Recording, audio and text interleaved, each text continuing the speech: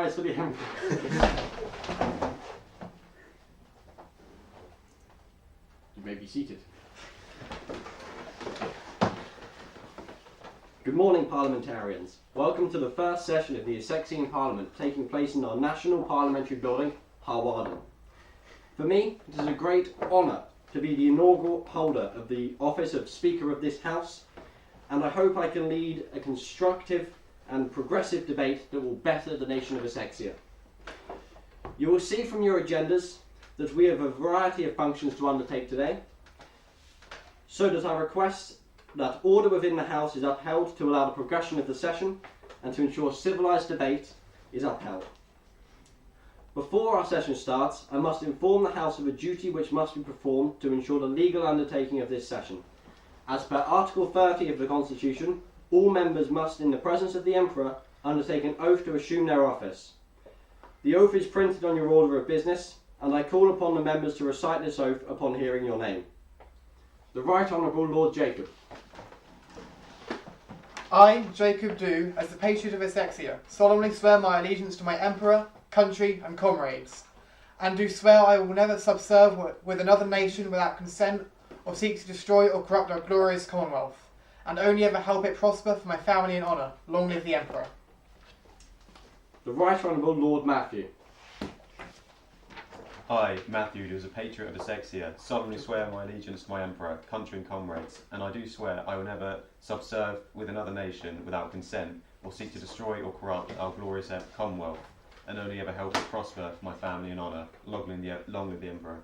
The Right Honourable Lord Shepherd. I, Lord Shepherd, do as Patriot of Essexia solemnly swear my allegiance to my Emperor, country and comrades, and do I submit the nation without consent. Order, Shepherd, order. Yep. Continue. Yep. Well done. Thank you. The Right Honourable Earl Jack, most noble order of the Commonwealth. I, Earl Jack, most noble order of the Commonwealth, do as a patriot of Essexia solemnly swear my allegiance to my Emperor, country and comrades, and do swear I will never subvert with another nation without consent or seek to destroy or corrupt our glorious Commonwealth, and only ever help it prosper for my family and honour. Long live the Emperor. The Right Honourable Lord Jamie. I, Lord Jamie, do as a patriot of Essexia solemnly swear my allegiance to my Emperor, country and comrades, and do swear I will never subvert with another nation without consent or seek to destroy or corrupt our glorious Commonwealth, and only ever help it prosper for my family and honour. Long live the Emperor. The Right Honourable Earl Finn. I, Earl Finn, do, as a patriot of Essexia, solemnly swear my allegiance to the Emperor, country and comrades. I do swear I will never subvert with another nation without consent or seek to destroy or corrupt our glorious Commonwealth, and only hope it prosper for my family and honour. Long live the Emperor. The Right Honourable Lord Ben. I, Lord Ben, do as a patriot of Essexia solemnly swear my allegiance to the Emperor, country and comrades, and I do swear I never subvert to another nation without consent or seek to destroy or corrupt our glorious Commonwealth, and only ever help it prosper for my family and honour. Long live the Emperor. The Right Honourable Lady Betty. I, Lady Betty, do, as a patriot of Essexia, solemnly swear my allegiance to my Emperor, country and comrades. I do swear I will never subvert with another nation without consent or seek to destroy or corrupt our glorious Commonwealth, and only ever help it prosper for my family and honour. Long live the Emperor. Long live Essexia. Long live Essexia. Long live Essexia. Long live Long live Essexia. Essexia.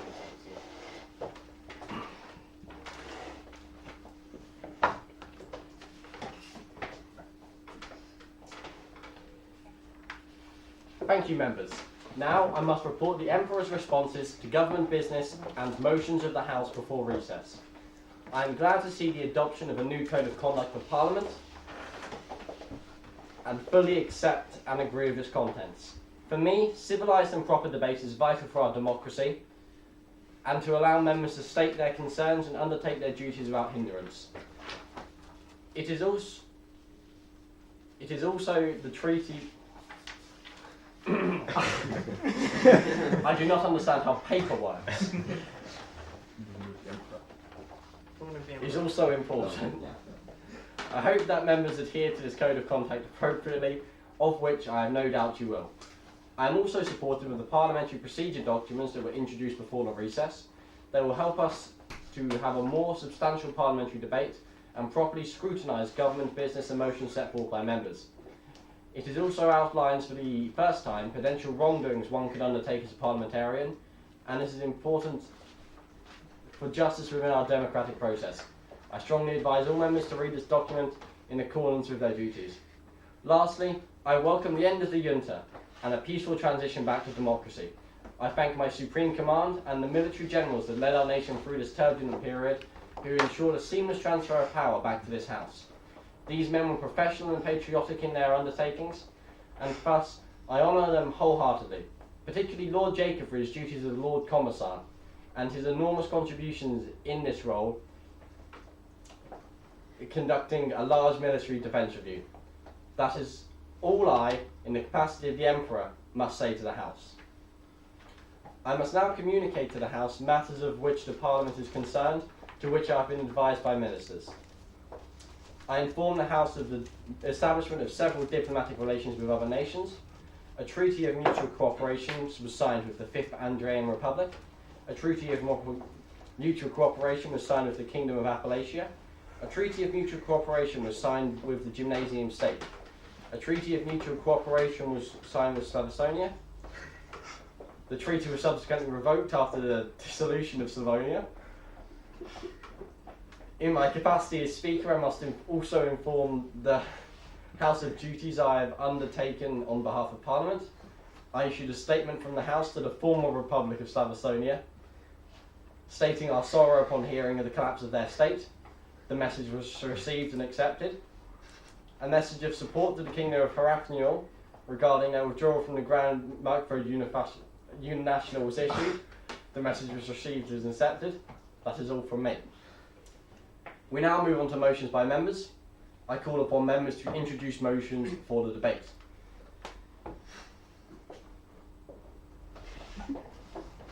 The Right Honourable Lord Jack. I present to this Parliament the Currency Act 2019. This act outlines the future of the yen, both in physical and online form, and the introduction of a new subcurrency called the florin, which will be manufactured by the Right Honourable Lord Ben. Are there any questions regarding this act? Eyes. Eyes. No, Terry does. You do. I raised one question with the act. Yes. Sit down. Right on. Sit down. Sit down, Right Honourable Lord Jack. Do we currently have any further details as to the design of this, or are the plans for it only provisional until such designs can be risen following the passing of the act? Competent question, the Right Honourable Lord Jacob. Elfin has in fact offered designs, however, myself and the Right Honourable Lord Ben have agreed to look into whether we will use that design or a redesign. Any further designs will be posted to Parliament to inform them. The Right Honourable Lady Becky. Does his right honourable gentleman have any idea of a backup plan for the digital version of the florin? Another competent question from Lady Becky. As of current plans, we do not plan to implement a digital version of the florin for the simple fact that the yen seems to work fine and that we see no need to implement any smaller currency. It will only be available in physical form if it is indeed made available. Any further questions for the Right Honourable Gentleman? Lord Jacob. I asked too how what forms this physical currency should take. Obviously, the coins through the 3D manufacturing process are to be primary, However, will there be any secondary establishment of notes in order to use as currency? Another competent question from Lord Jacob. We don't. The current status of manufacturing for the yen, the physical yen that is outlined here. That we have no means to do so competently and affordably, in a way that would not stress the current treasury. Therefore, we're postponing the production of the physical yen into a further date when we can manufacture so. So there are no current plans to manufacture any more yen notes. However, that is subject to change if the Treasury and the Chancellor or the Emperors see fit.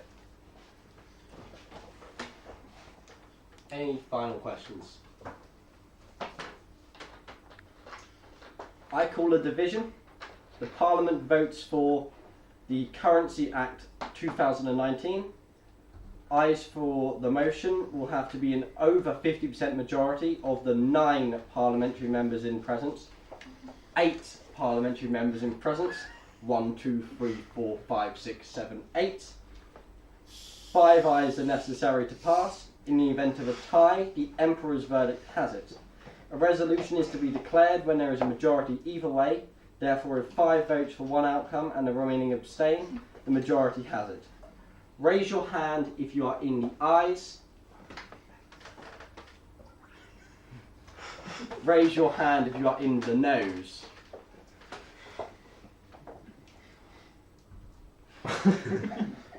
The ayes have it. The ayes have it. Are you sure? We are 90% sure. Are there any further motions by Yes. members? A Calm. spirited motion. Yes, Your Majesty. Imperial His Majesty. Imperial Majesty. The Order. Chancellor of the Exchequer makes the following regulations and reforms in the exercise of the powers conferred by decree of the Constitution in its entirety to implement the Freedom of Information Act 2019. This Act establishes a public documents archive which must be accessible by all citizens of Essexia,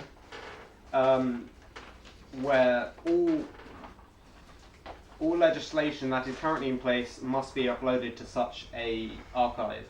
There are further details regarding this as to whether foreign citizens must have access to the archive and to the confidentiality of certain documents. I shall allow for a moment to read the act.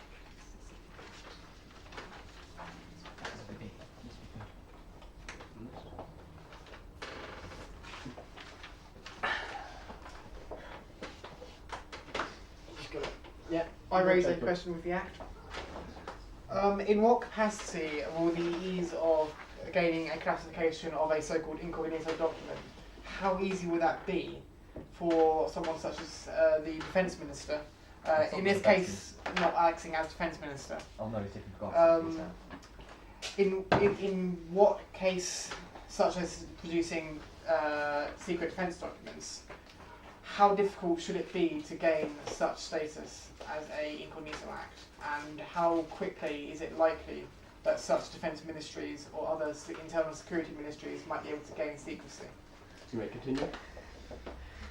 As set out in this document, incognito is obviously the furthest level of classification. The government does not have to acknowledge it nor present its name or a summary of its nature to any citizen, although they may if they wish. As also stated in this act, only the Emperor and the authorization of its creator as well, only with the authorization of both of these individuals can an act or a document be classified as incognito, and this should only be reserved for acts and documents of the utmost importance. The Right Honourable Lord Ben, who has just arrived. I would like to continue on the right honourable gentleman's point and also say, will at any point classified documents later in the line have to be released to the public, or will they forever remain archived? Another fine question from the Right Honourable Lord Ben. in this instance. In this instance. Glasses on or off. Okay. There is currently, according to the current Act, no instance of a time limit on the confidentiality of a document.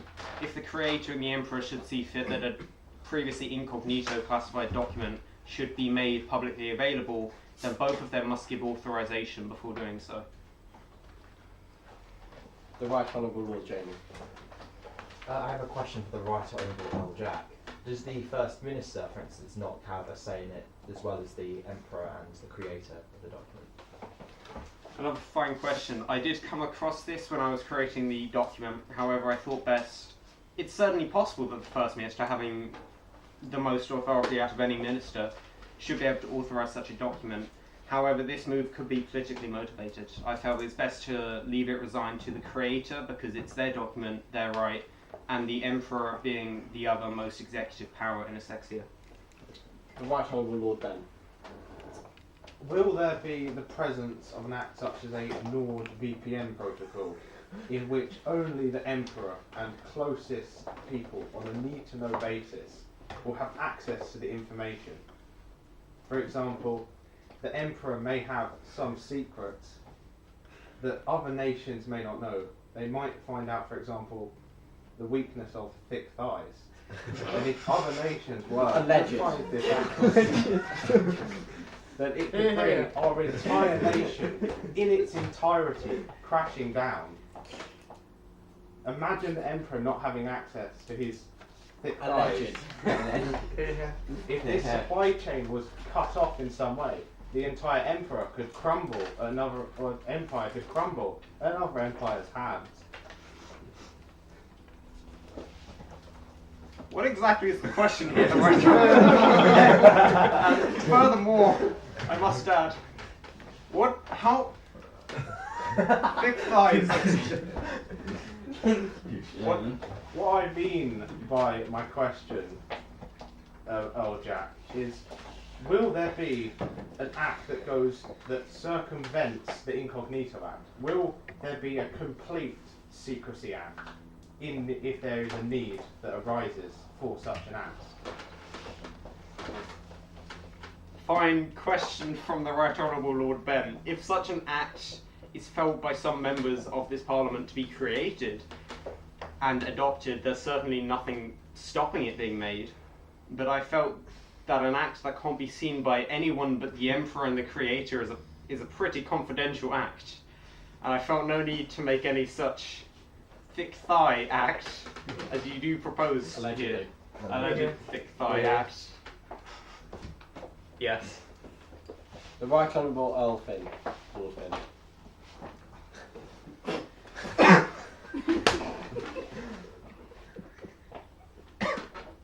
Order.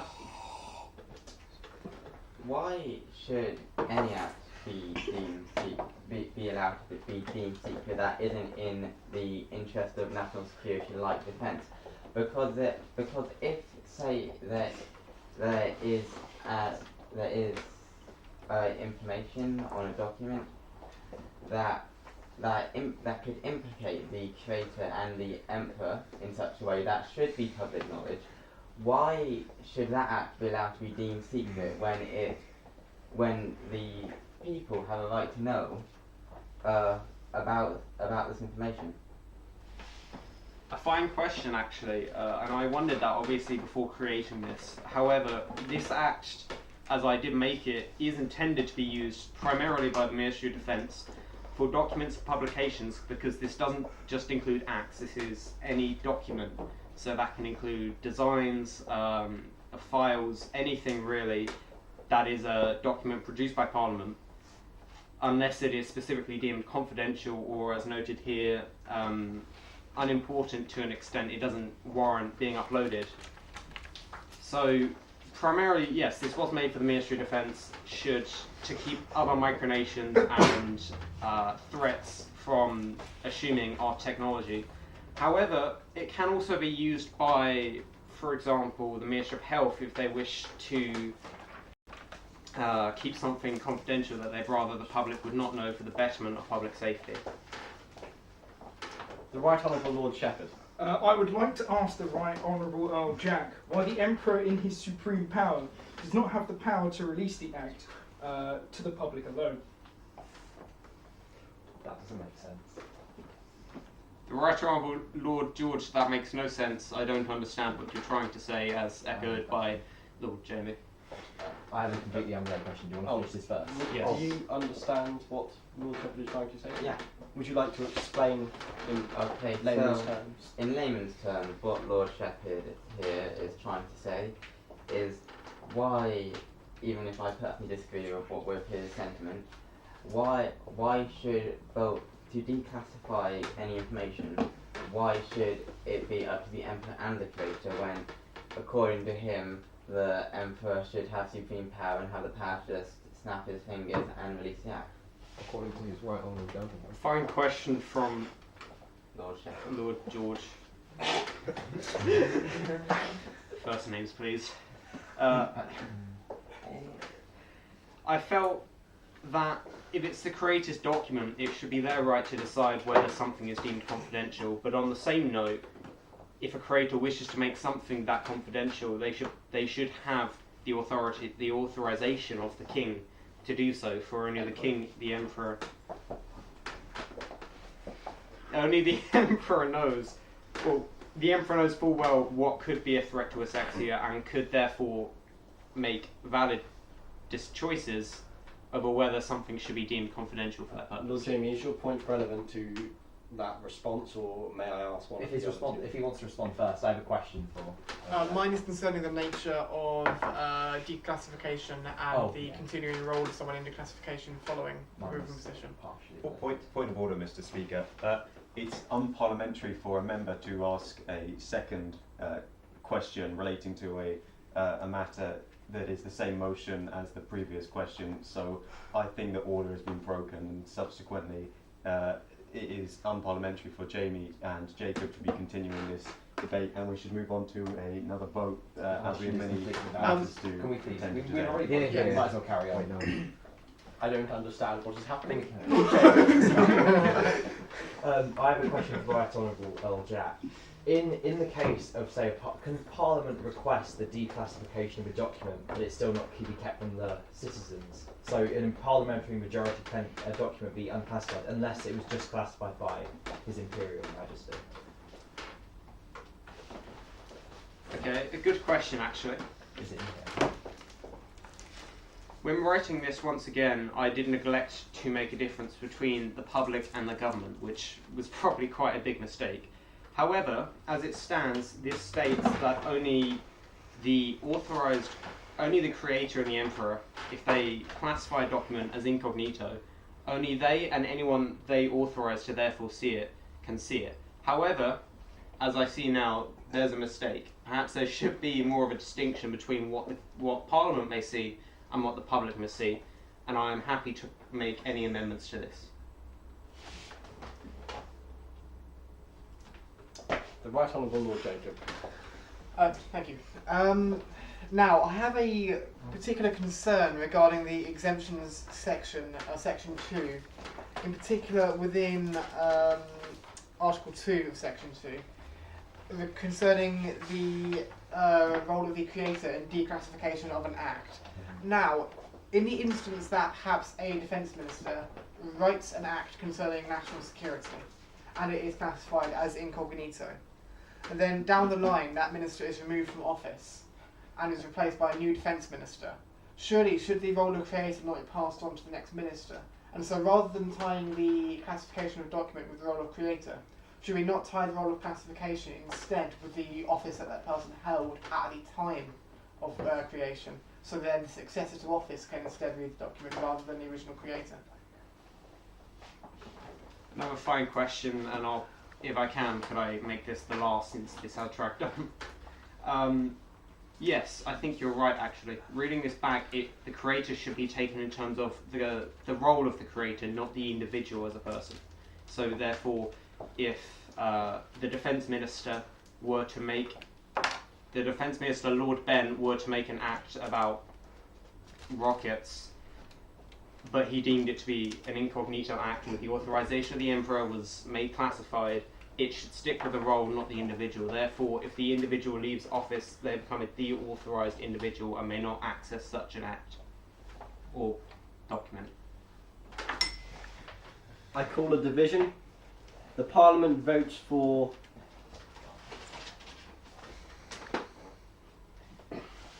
the Freedom of Information Act. Ayes for the motion will have to be an over 50% majority of the 8/9 parliamentary members in presence. 5 ayes are necessary to pass. In the event of a tie, the Emperor's verdict has it.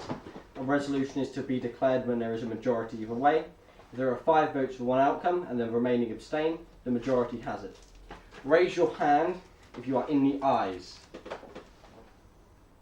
Raise your hand if you are in the noes. The noes have it, the noes have it. Are there any further motions by members? The Chancellor of the Exchequer makes the following regulations and reforms in the exercise of powers conferred by decree in the Constitution in its entirety. The Mandatory Vaccination Act 2019. This essentially sets forward a series of 12, I believe, vaccinations which the government deems should be considered mandatory. Hear, hear. However, because we realise civil liberties are a thing, apparently, we have offered Not in my goddamn country. a wonderful exemption program. Per vaccine, if you, for example, if you wish to be kept out of the BCG vaccine, you would just have to send an application form, a vaccination exemption form, available at Ministry of Health authorised medical centres to the Ministry of Health, and if they authorise that, you do not have to be given that vaccine. Furthermore, if you wish to be exempt from every vaccine, you just apply and register to be an unvaccinated individual. There are more details on this, but essentially that means you just got to tell your workplace, any centres of education, etc., that you are an unvaccinated individual. The Right Honourable Lord Matthew. My right honourable friend, doesn't the fact that you can opt out of this system inherently ruin the fact that it is a mandatory vaccination act? Because surely there's no point in this act existing if you can opt out of the system. Here. Yes, that's actually a fine point, and I originally intended to do that. However, civil liberties unfortunately exist.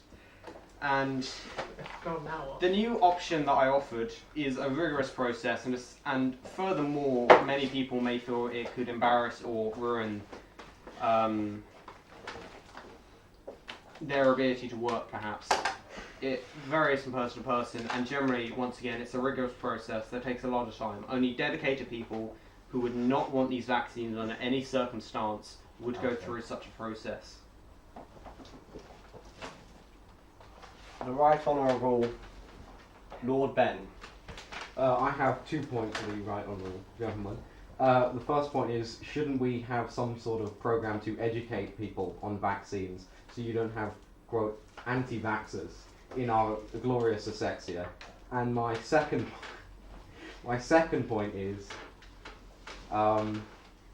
should there be some repercussions for opting out of every single vaccine, such as not being deemed some sort of social privileges? Segregation is illegal, Ben. I was going to say. Not segregation. Okay. I'm not. As to your first Order. Uh, You may continue. As to your first point, I felt that I would agree with such a point. However, I didn't think it would be part of the context of this. This was mandating mandatory vaccinations, whereas I feel that would be more of a propaganda focus, not a vaccination focus. Yes, the Media The production, Ministry of Media, informative context. informative Hear, hear. content. Here, here. As to your second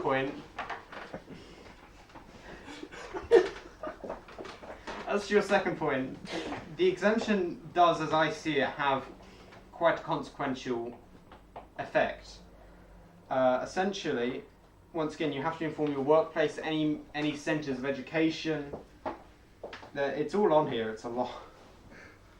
Do you know your own act? Yes. I do think Order, very much. It's order. very thick. You essentially have to let my arse one more time. You essentially have to acknowledge very clearly and inform a great number of others that you are James registered unvaccinated. That's it. you have to tell a lot of people. You have to essentially go up to your boss and say, "I'm unvaccinated." I feel that most people would Yeah, not be shut up, comfortable with Jack. this. I call a division. Good idea. The Parliament votes for the Mandatory I propose Vaccination an Act. amendment. Amendments are for a later session. That'll be in probably another motion. Yeah. Be quiet, Lord Jacob. Get out. I call a division. The Parliament votes for the Mandatory Vaccination Act. Ayes for the motion will have to be an over 50% majority of the 8/9 parliamentary members in presence. 5 ayes are necessary to pass. In the event of a tie, the Emperor's verdict has it. A resolution is to be declared when there is a majority either way. If 5 votes for one outcome and a reigning abstain, a majority has it. Raise your hand if you are in the ayes. Lady Becky. Raise your hand if you are in the noes. The noes have it. The noes have it. Are there any further motions by members? Final motion. Final motion. This is a short one. Thurnall Bridge Act 2019. The Chancellor of the Exchequer makes the following request for the alteration and construction of a bridge over the River Thurnall. Informally, yes, we understand that a door was put there. It was a good door. I'll give you that. It held A bridge. Order. Objection, A stricken door stand. design bridge that, according to the Right Honourable Lord Jamie, could hold himself, which is a feat, apparently. However, we feel it's not a permanent solution. In fact, apparently it's been stolen. The bridge has been stolen. outrageous. Therefore, I propose the motion that Chris & Co Building Services assess the quality and viability of the missing door bridge over the river. Should Chris & Co Business Building Services find the current solution to be adequate, the bridge will be maintained in its current position, which we don't know where it is. Should Chris & Co Building Services find the current solution to be inadequate, they will offer to the Ministry of the Interior a solution to construct a new, more reliable piece of infrastructure to cross the dangerous rapids of the River Thurnall, which studies suggest claim to choose more than 3.5 Essexians per year. Any infrastructure that this third party must improve upon the previous infrastructure in safety, quality and longevity. The company, if authorised by the Ministry of the Interior, would be given 12 months and the cost would have to stay under £100 British and ideally be under £50 British too. It will also be their responsibility, however the bridge will belong to this Parliament, specifically the Ministry of the Interior. The Right Honourable Lord Ben. Do you believe that this proposed bridge would be a great opportunity to show the absolute manpower and engineering skill, no, not skill, mastery that Essexia has at its disposal? We essentially, to put it in layman's terms, get that sick flex on the other micronations with inferior manufacturing abilities. We talk about the same Chris & Co. A supreme idea from the Lord Ben. Yes, this bridge would prove not only to the micronational community or the international community, it will prove to the galactic community that Essexia is the best at building bridges. This will be the final question I ask on. Do either of you, are either of your points relevant? Yes. Yes. Yes. They're not. Everyone. How about you ask the Minister of the Interior? Wait, The was Minister of the that Interior is Interior? Finn. Finn, the Right Honourable Lord The Finn. Lord Emperor is knowledgeable of his own parliament. Changes every 5 minutes. Why was the Parliament not informed of this great national security issue that an entire bridge could be stolen? Why was the Parliament not informed? And why was the government not informed of this? Injustice. May I point out that the bridge being stolen is only alleged. We have not yet confirmed. I'll go home and check Can the Minister of Justice please confirm? The minute. Can I answer No. Just say I agree with the Emperor, Sherpan. The Emperor's verdict is, my opinion. Whatever you say, Lord Emperor. Yes. That's good enough. Aye, aye. First of all, I'd like to point out that you were the one who put the bridge there, Minister of the Interior. If it was stolen, Order, all the order. dangers. Sit down. Sit down, sir. Allegedly, the Right Honourable Lord Jamie has a valid point, so. First of all, this is a sub point. Is Chris and Co the ideal business that they're experts in offences. Order! Sit down! Disgraceful. Yes, they are. Disgraceful. I call a division. The Parliament votes for the Furnell Bridge Act. Yes. Ayes for the motion will have to be an over 50% majority of the 8/9 parliamentary members in presence. 5 ayes are necessary to pass. In the event of a tie, the Emperor's verdict has it. A resolution is to be declared when there is a majority either way. Therefore, if 5 votes for one outcome and the remaining abstain, the majority has it. Raise your hand if you are in the ayes. Raise your hand if you are in the noes. The ayes have it. The ayes have it. Yeah. Are there any further motions by members? We now move on to private business. I have not been informed of any private business from members today, so this section will be skipped unless a member says so otherwise now. In what way are we describing private business here? As in any Should the private... First Minister already know what private business is? The First Minister should read the Parliamentary Code of Conduct or the other one, and therefore know what private motion is. Does the Emperor know what private business is? Do not question the Emperor. If I am correct, it is... We now move on to private business. Order! I call upon the Leader of the Opposition to begin. I'm wearing glasses, your Lady Becky, take them off. Order! There we go. Okay, we now move on to the questions to the government. I call upon the Leader of the Opposition to begin. The Right Honourable Lord Jamie. The first question may be answered by any of the government. What has the Old Guard Party achieved since coming into office? No, I've got a second question. The Right Honourable Lord Jack. Earl Jack. If I'm not mistaken, they introduced a brand new code of conduct and they saw the transition of this government into safe hands, into democratic hands, and they ensured that this nation be kept safe from any outside influence. Here. Valid response, more valid than expecting. Order. Order. My next question is for the Minister of Justice. What plans do you have in the future to ensure the safety of the Essexian? Even today we've heard of reports of stolen bridges. How do you attempt to deal with this? Well, thank you very much, Lord Jamie. We impose that there are fairer laws, such as not biased ones. Anti-corruption schemes should be put in. But most importantly, personally, we need to deal with the trespassing on Fort Morris, and there needs to be accurate treatment done to the traitors of this land that have done that. As a part of order, may you refer to the Right Honourable Gentleman as a Right Honourable Gentleman rather than the Minister of Justice in future, please. Apologies, Emperor. My next question is for the Right Honourable First Minister here. What is your policy on foreign affairs? As far as foreign affairs go, we are going to put Essexian interests above all. However, that is going to be strongly emphasised with the fact that we do not rule out cooperation.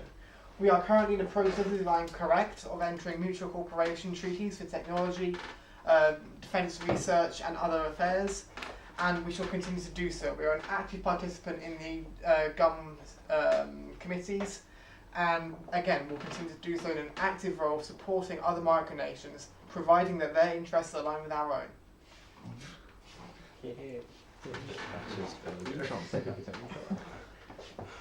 Any further questions? No, that would be all. Alfin, would you like to raise a question to the government? Yes.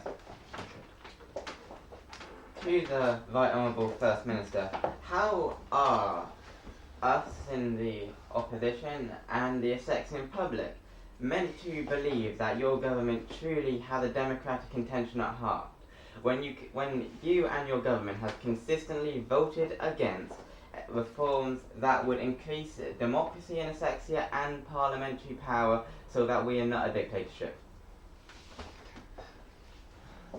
As the old guard party and as the current standing government, I believe that we will support democracy, as we already have done, by ensuring that citizens have the right to vote in elections for their representatives, and the representative democracy of Essexia shall be preserved.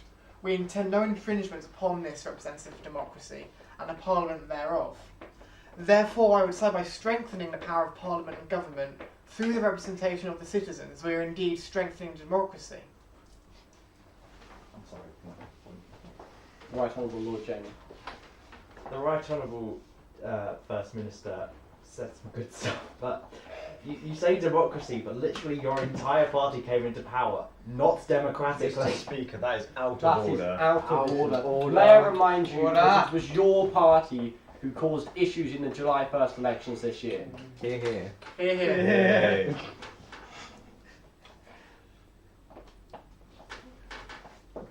No, I'm me. No, you're not. You're sitting in the opposition. Any further questions to the government? We are the Put your hand They're the government as well. No, you're the They are the government. No, you're the They're government. the government. Order! Order! Oh yeah, We not can that. only be the government again if you'd like us to be. Yeah, form a coalition. We don't want you to be. Actually. Are there any urgent questions to the government from the opposition? Yes. Right Honourable Arden. You say that you will strengthen democracy, so will you commit yourself and can you commit your party to passing laws that will actually have significant effects in strengthening parliamentary power, so again we are not ruled by one person? Indeed, we are already not ruled by one person, and what I would say to that is I will not submit to any attempt to knee-jerk make policy on the spot. Our policy will be, and as it currently is, to be continuing the strength of Parliament and the strength of representative Parliament in our democracy. For the citizens to vote on this Parliament and to vote on their representatives in the Lords, and therefore those Lords will carry through the will of the citizens. The final question from Right Honourable Arden. So, yes or no? Will you? Earl Finn, may you please respect the Right Honourable Gentleman by titling him as such. Mr. Honourable First Minister, will you or won't you support sitting down with the opposition and talking about and having long significant talks about that will outcome with a policy that will increase parliamentary power and ensure that the people are heard and represented correctly and properly, and not that one person with the snap of their fingers can veto any law that the people want in place? The thing I can guarantee is that we are willing to work with the opposition should you propose a legitimate plan for strengthening democracy that we view as not a threat to the national sovereignty and the current governmental structure of Essexia. Yeah. Here. Which?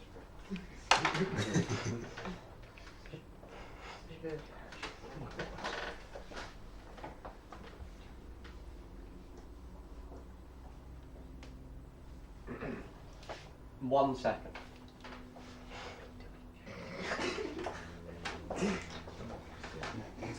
Somebody play some lobby music. Order, order.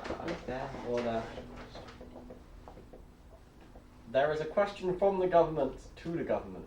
Yeah. The Right Honourable Lord Matthew. This is quite an urgent matter, in my opinion, regarding the the status of the opposition party. There are rumours circulating at present regarding the status of the Royalist Party. It's widely acknowledged that they plan to change their entire identity to suit their more liberal agenda, while completely disregarding their pro-Royalist roots, which brought them into power in the first place. I asked the Right Honourable Gentleman, the Leader of the Opposition, why he thinks he can turn his back on the Emperor and the electorate in such a power-hungry and self-motivated matter.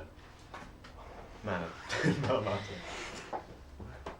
Right Honourable Gentleman makes a semi-fair point.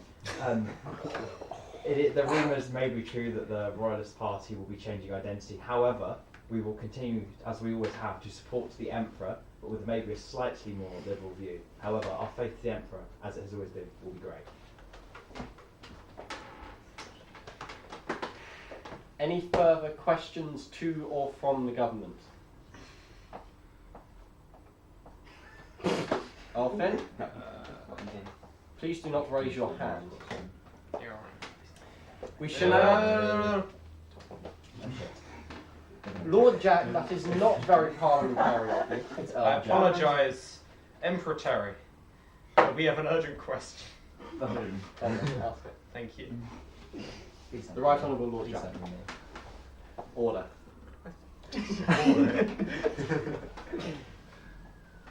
I frequently see intrusions into the Fort Morris fortification field, a micronational heritage site.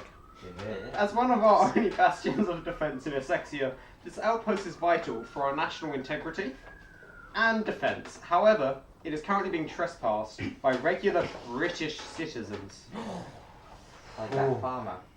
Yes, Order. the farmer is a great syrup, but we will address that another day. How does my right honourable friend, the Minister of the Interior, that guy, Minister of the Interior, intend to further protect this vital strategic point in Essexia?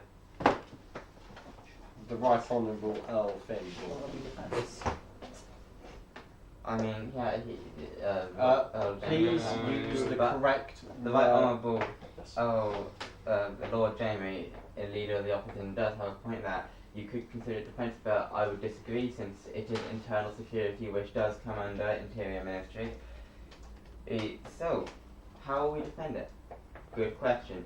What we will do is firstly, the Right Honourable Foreign Minister has direct view of the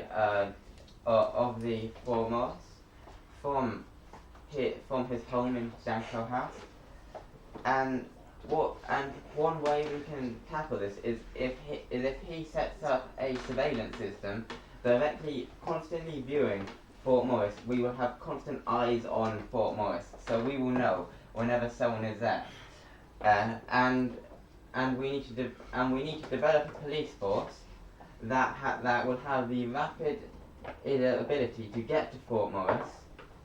That will have the ability to get to Fort Morris quickly, so we can apprehend any intruders, and that they can have their day in court under the Justice Ministry. However, there was also an alternative view where we could, in theory, turn Fort Morris into a tourist place and as it is already a cultural heritage site, and we could open it up so that the Essexian people can find out more about our history and who we are. Any order? Any further questions to or from the government? We shall now enter public business. We begin by members making statements to the Right Honourable Harry Byfield about his resignation. Yo, what's that? I mean, yes, the Right Honourable Lord Jack. It's with a tragic heart that we hear of Lord Harry's resignation from this Parliament, who was a greatly productive member and someone with a true heart. So it's tragic death. Order. We will all weep for him when he leaves. We will wish him condolences and we wish him a good life. Yeah. Amen. Yeah. The Right Honourable Lord Jamie. Harry, the greatest royalist who ever lived. He shall not be forgotten. Only by you. Only by me. Order. I replace him very quickly. But I ask that today be forever known as Harry Byfield Day, in honour of our fallen comrade. F in chat for Harry. Order.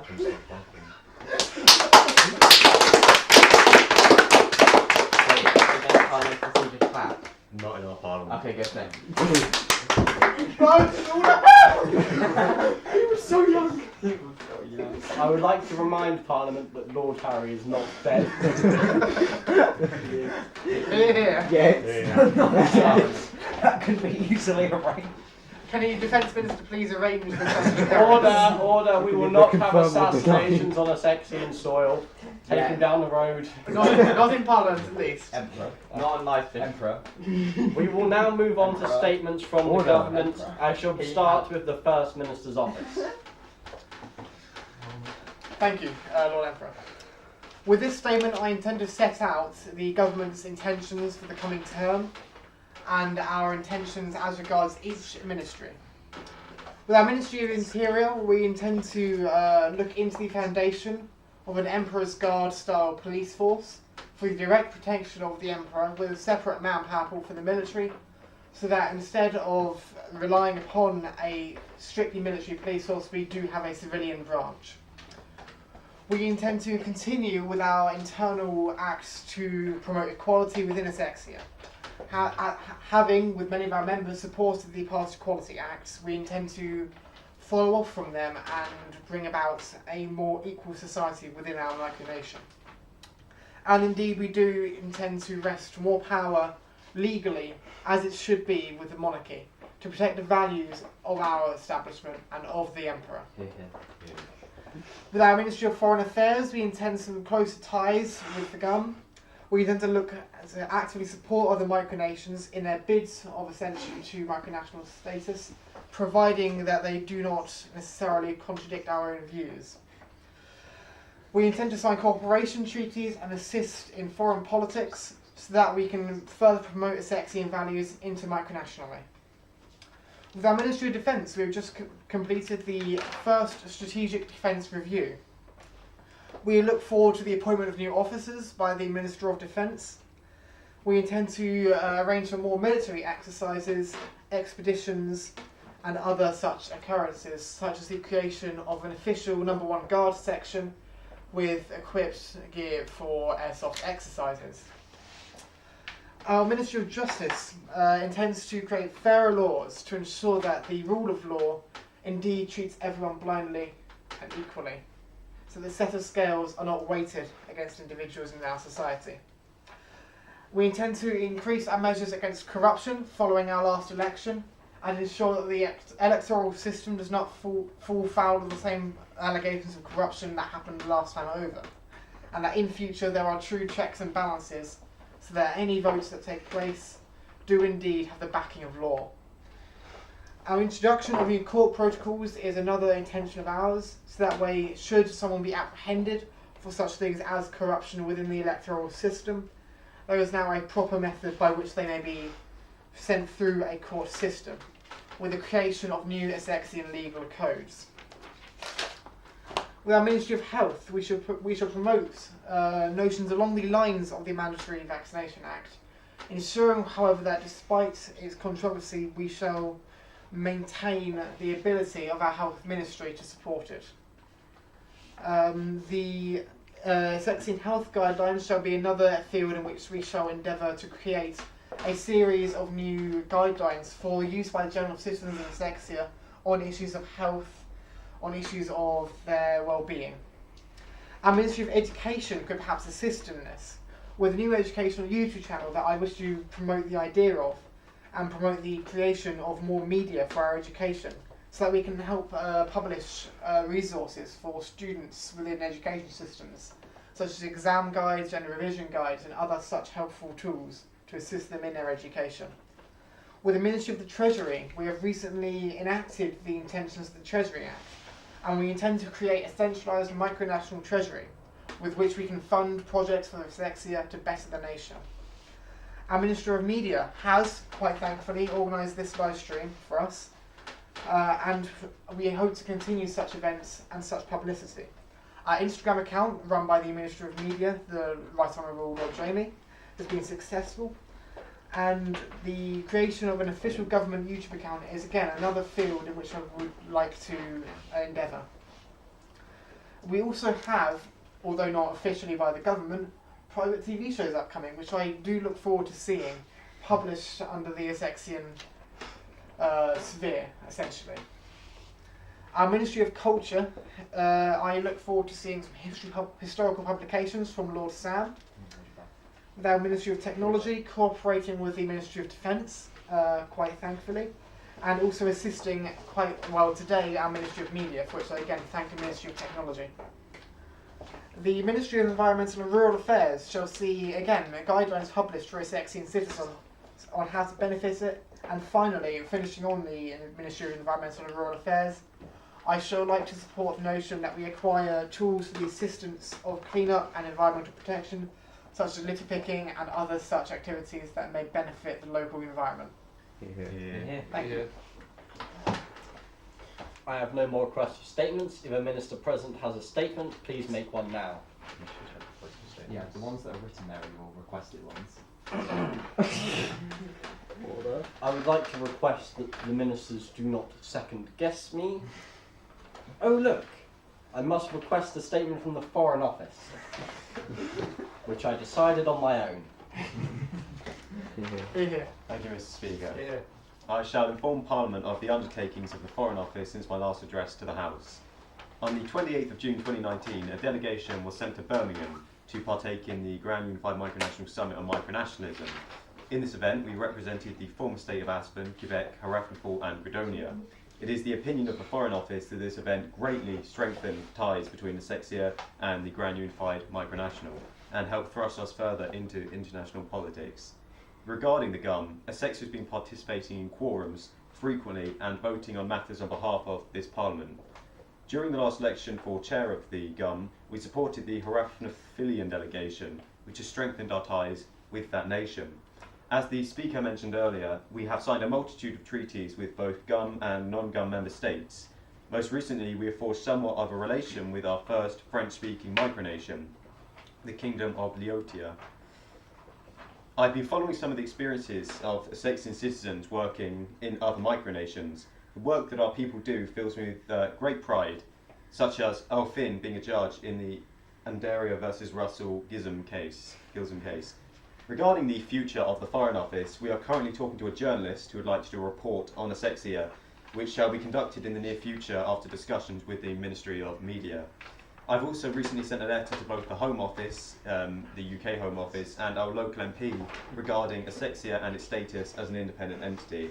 I am keenly awaiting a reply. Thank you so much. May we have order in the House? On the advice of the Interior Ministry, I have also conducted a census of citizens who live outside the territorial plains of Essexia. I'm proud to say that that figure is 0. As far as I know, Essexia... Order! As far as I know, Essexia is one of the only smaller micronations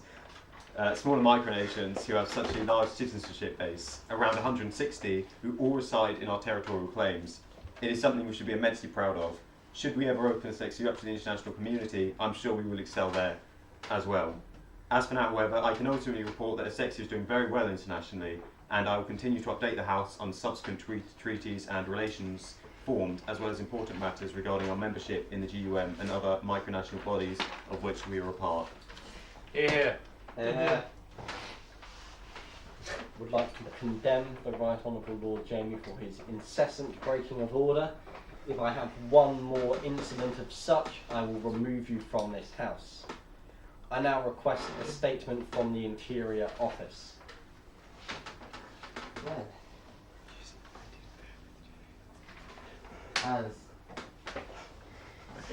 as your Imperial Highness has requested, this is a statement from myself, the Interior Minister. Firstly, I would like to say that, as you may be aware, today we are making history. For the first time in our young nation's history, representatives from all across our great nation have come together to meeting for the explicit purpose of to represent and govern. For the first time, the First Minister, as he has done, will face scrutiny and accountability from the opposition and members from his own party. So this first session is something we should remember and commemorate at the start of a fairer Essexia where people are represented and heard. Now, on to the actual ongoing of the Interior Ministry. The proceeding of the Interior Ministry over the past 3.5 weeks, where I have been Interior Minister.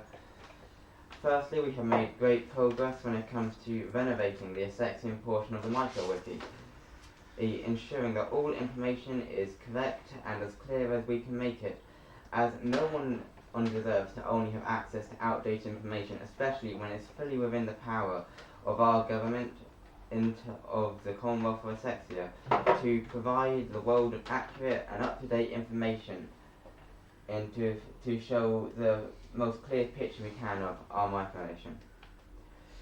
Here in the Interior Ministry, we have also worked with the Chancellor of the Exchequer and the Treasury with aiding in the creation of both paper and minted currency.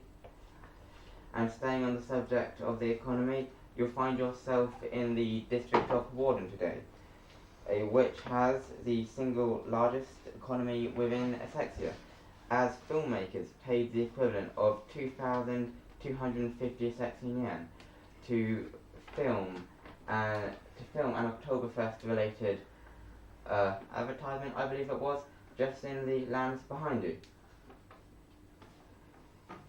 And this continues to show part of the greatness of Essexian, that we're constantly attracting people from outside to Essexia.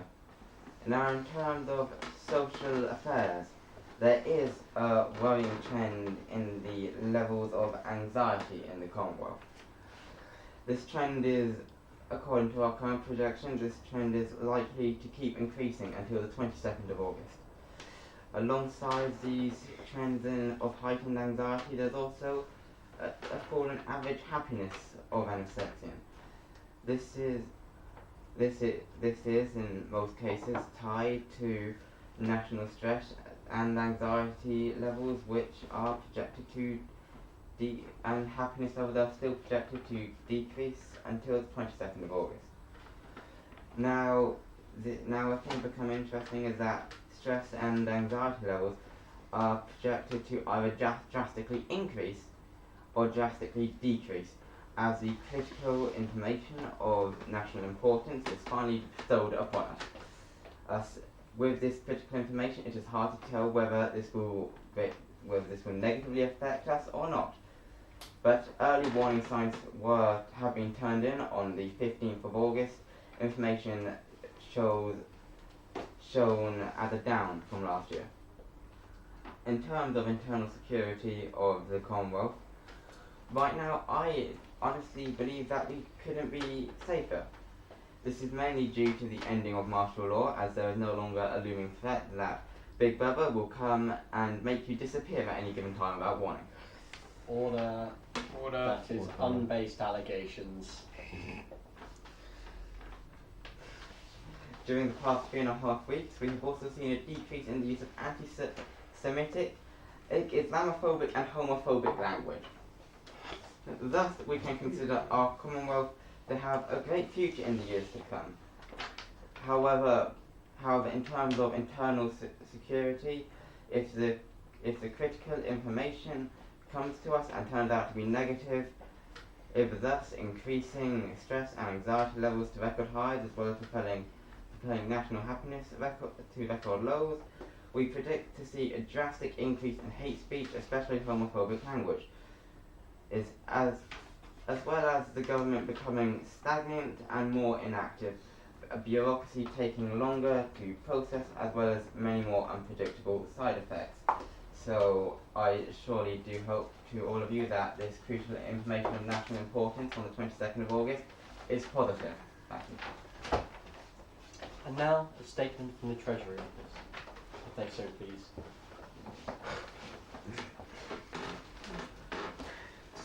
As proposed earlier in the Currency Act 2019, we will be creating the FLORM rather soon, if all goes well, in conjunction with Lord Ben.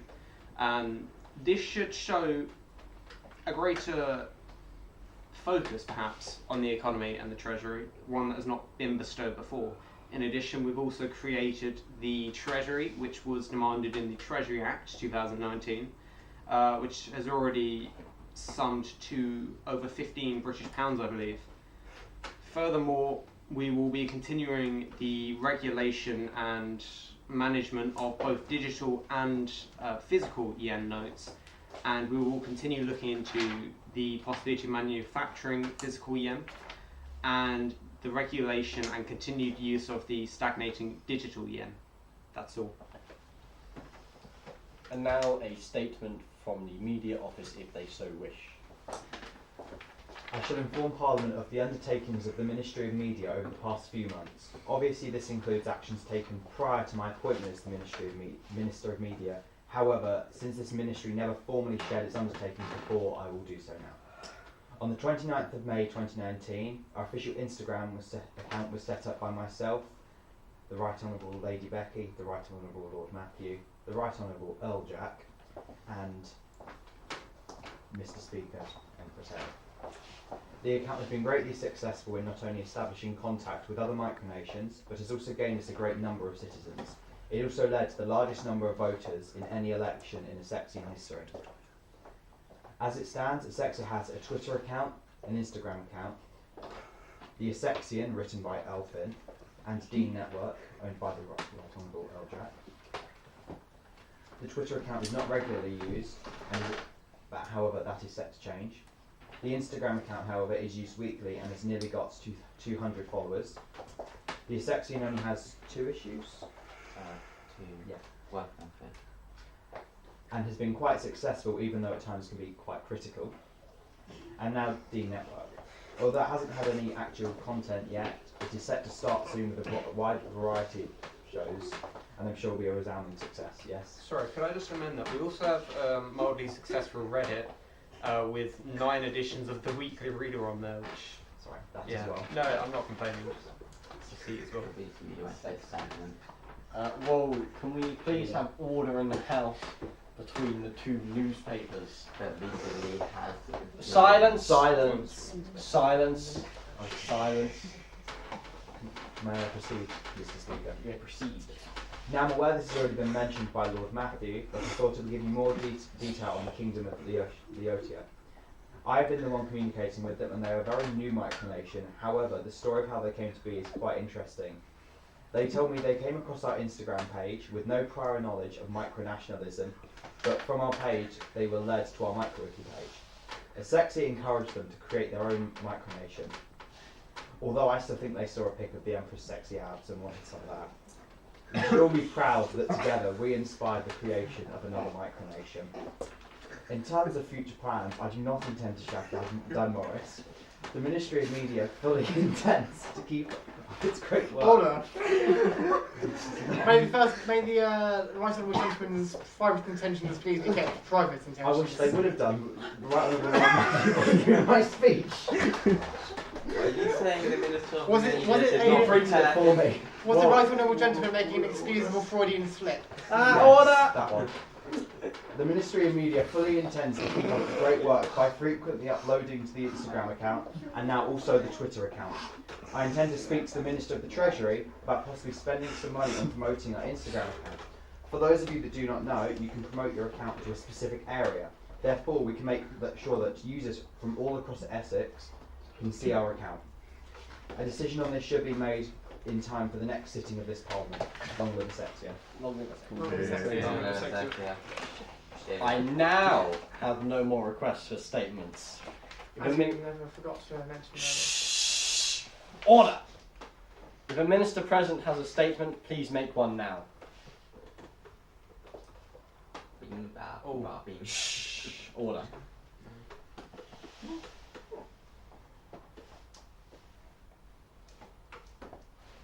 I ask if the Right Honourable Lord Harry would like to make a statement. Yes or no? He's shaking his head for the recording. for the benefit of the live stream. For the benefit of the live stream, he is shaking his head. We love you, Harry. Love you, Harry. And also, thank you for operating our cameras today, Lord Harry. Or Harry, as he is now. Yeah. Is there there any other business from members? Yeah, I did. And you looked past me. The Right Honourable Lord Jamie. A question to Mr. Speaker. When are we going to deal with the new, now empty, missing seat of the Right Honourable Lord Harry's departure? I request that the Ministry of the Interior explains the situation for the benefit of the live stream. Okay, so because Harry is resigning from Parliament, not the Royalist Party, there will not be an election, a by-election. So because of that, he gets to pick his chief replacing him. The Right Honourable Gentleman. We only have by-elections.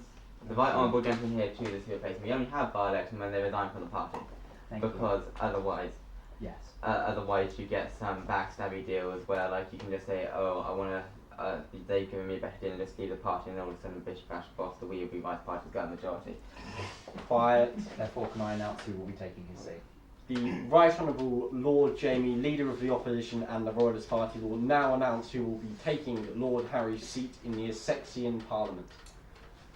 There is no replacing Harry, but we will do so with Prince James of Essexia, who will be taking his seat. I do believe this is the first time Prince James has returned to Parliament after a long hiatus, so I am emotioned to hear that. Hiatus, banishment, Is there any other business from any other members? Small statement, very small statement. The smallest of statements. The Basildon supercarrier, the future might of this nation, must be delayed. However, extensive hull designs which had not been done only mere months before have been completed, and future documents will be uploaded in the next few months to the Google Drive so that all people can see the progress of this. And in fact, we have also acquired some of the materials already, and we have an extensive list of many of the ones that we need as well. We're very confident of the dimensions, we're very confident of the technology, and that everything we'll need, and that I am confident it will be finished before, hopefully, the end of summer next year. Here. Any luck? Is there any business from members of this Parliament? Yes. Can we end it? Elfin, you have 3 seconds. 1, 3, 2, 1. What is the government's official Address stance? No. properly, please. Can I just say that Essexia itself has, in unofficial terms, been recognised by the British Parliament as our dear Emperor was invited to make a speech on Thomas the Tank Engine of the House of Lords. Yes. I do believe the Chinese ambassador to the UK, who might not have been the Chinese ambassador to the UK. good enough. When you don't feel the live stream, it was a Chinese-looking person Wearing ambassadorial clothes. Just as he walked out of the Parliament. So I would advise the live stream to take this with a pinch of salt. No, it was a member of the Chinese government because they were Chinese. Yes, so let's not make aspersions as to which member of the government they were. Chinese They looking wear around the person. Chinese pin badge. I don't Wasn't the remember Hong the Kong Chinese police. China has government. And on that bombshell. Bombshell. I will now bring the session to the end. To an end. We shall hear the national anthem before the chamber unlocks.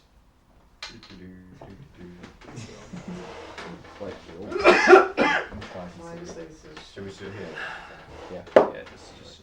Any final statements from members of Parliament while we organise the national anthem playing? What is our national anthem?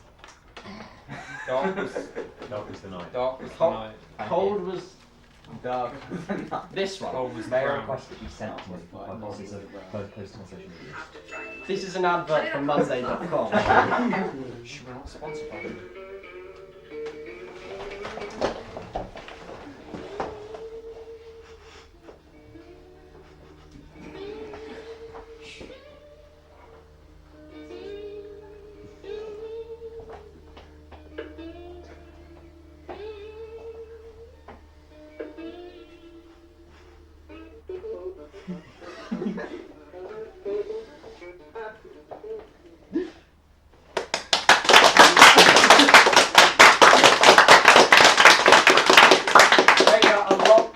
withdraw.